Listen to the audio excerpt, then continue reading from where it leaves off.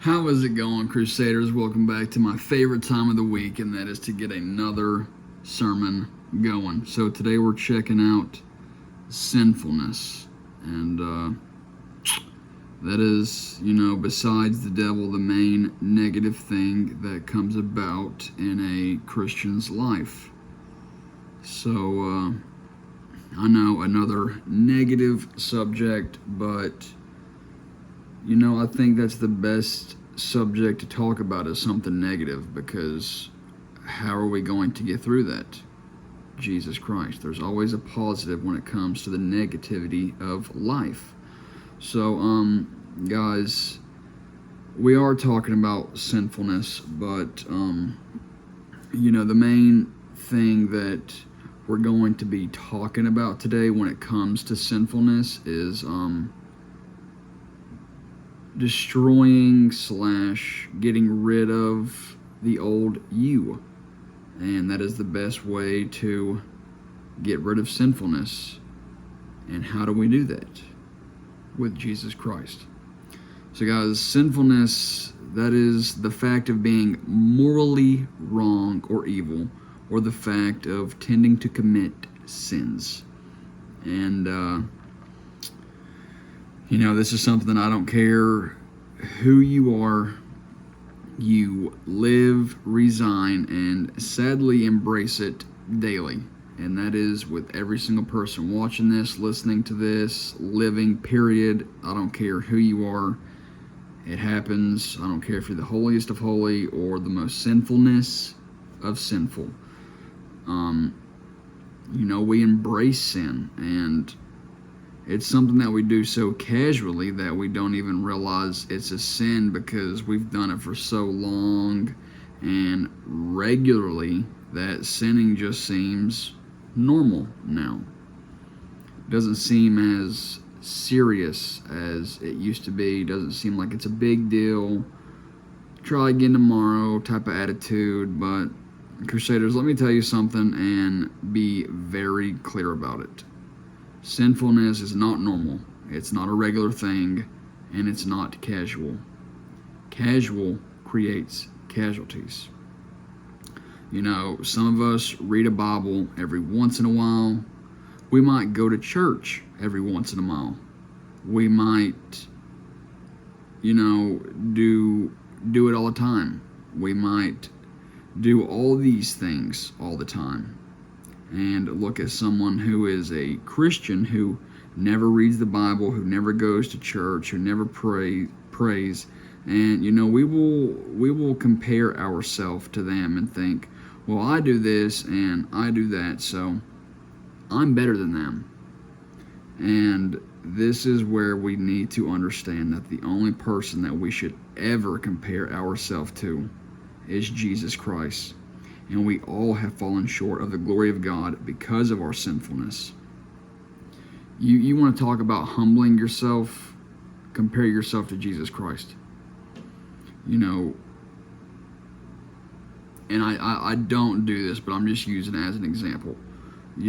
I give out free Bibles. I make these sermons. I do Bible readings. I do question of the weeks. And I could look at somebody who is a Christian who doesn't do any of those things. They might show up to church once a month, and I don't know anybody that I'm speaking of. Like I said, I'm just using this as an example. But I could be like, man, I do so much more for God's glory than they do, so I'm a better person. Guys, it doesn't work that way. We are all God's children. And He doesn't have a ladder of sin. All sins are the same to Him. So I can do all these things and sin and be just as bad as somebody who embraces and glorifies sin. You know what I mean? So don't ever compare yourself to anybody else in this world when it comes to the things that you do for God, because the only person that you should ever compare yourself to in that stance is Jesus Christ, and you will always fall short of that, no matter who you are, no matter what you've done, no matter what you have planned to do. You will always fall short when it comes to comparing yourself to Jesus Christ. And you want to compare, the only thing that you should be comparing is how often you encourage others to do more for Jesus Christ. So, you know, I did a sermon on salvation, and I said that's the goal that we all strive for in our walk with God. And this right here is what we have to get rid of and get better at daily through His Word and eliminate sinfulness in our lives.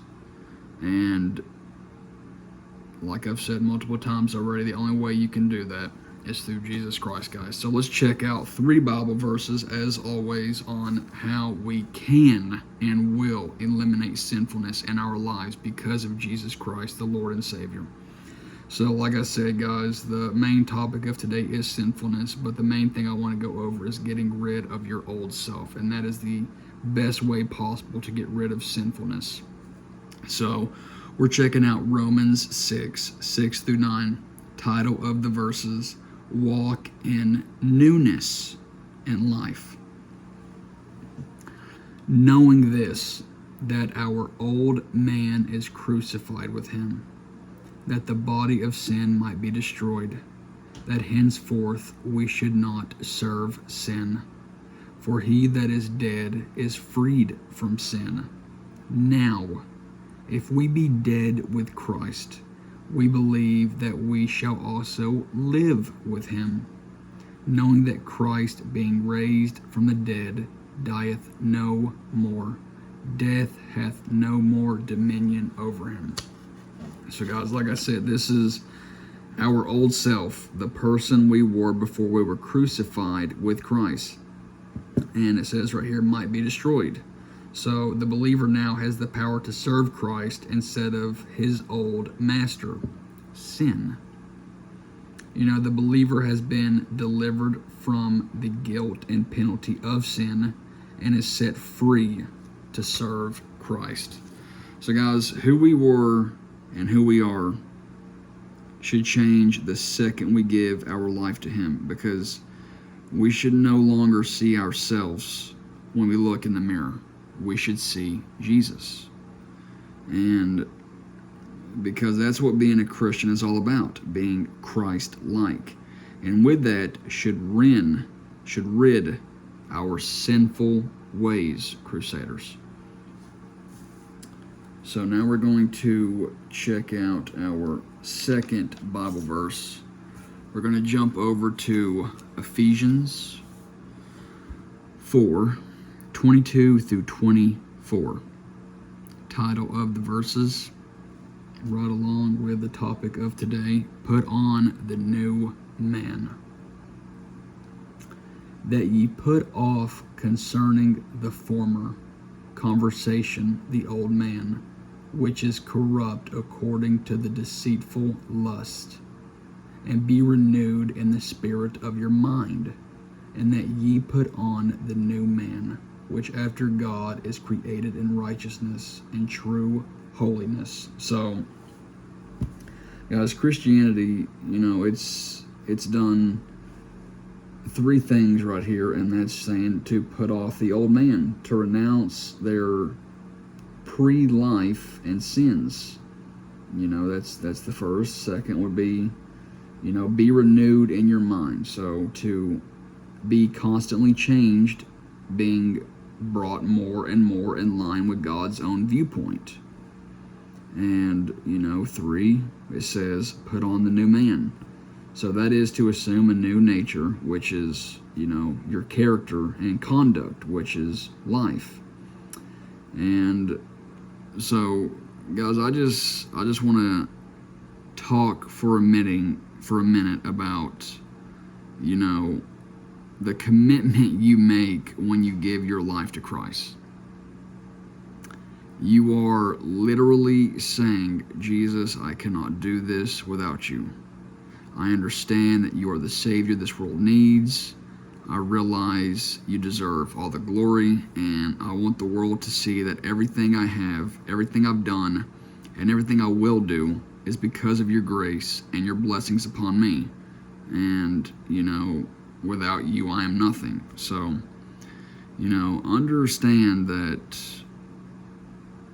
you know, there is so much more than doing and saying all these things. There are rules that we must abide by.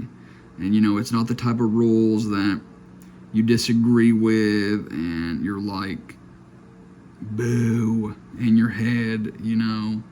They were made to help us spiritually, mentally, and literally, physically. So these rules, laws, policies, or what they truly are, commandments that we must follow, are as with everything else that has them, and that is to concern our safety. So you can't get on a roller coaster if you're too short. You can't run a red light. You can't rob a bank just because you feel like it, and you can't live a sinful life and go to heaven. I'm really talking to myself right here, Crusaders, but please listen. Every word, thought, feeling, and action we have or do throughout our day should be in glory of God and beneficial to Jesus Christ, not only to help us out, but to rid our sinful ways through the help of God. And there's no other way that you can do it but with Jesus Christ, guys. That is why we need him, because we cannot get through this life without him. We can't get through these struggles and pain and depression and nervousness and anxiety and anxiousness and all these things that weigh us down. Guys, give it all to Jesus. I was listening to a sermon probably a week or two ago, and it was like,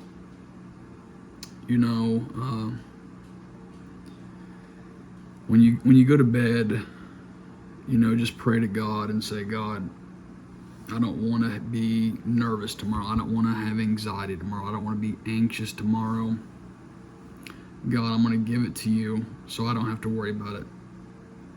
And you hear that and you're like, that's not even possible. How is he supposed to do that? Guys, just try it, and I promise you it'll change your life. You do that, and then the next day you feel a little bit of anxiety coming on, and just think to yourself, not today. I already gave this to God. He's going to handle it today. And it sounds so cliche. It sounds like, one of these cute little memes you see on Facebook that it sounds good. It sounds good, but is it actually true? Will it actually work? Just try it, guys. And I'll let you answer that for yourself, because I promise you, with everything else in life, if you give it to God, there's nobody else who's going to handle it in a better way than him. So guys, let's check out our third and final Bible verse of the day, and we're going back to Psalms 25, 6 through 8. And the title of these verses is the best possible way you could sum up this sermon with 4 simple words: trust in the Lord. Remember, O Lord, thy tender mercies and thy loving kindness, for they have ever of old. Remember not the sins of my youth, nor my transgressions. According to thy mercy, remember thou me for thy goodness' sake, O Lord. Good and upright is the Lord. Therefore will he teach sinners in the way. So guys, Psalm 25 right here emphasizes David's need for deliverance from his enemies and for forgiveness from his gracious God.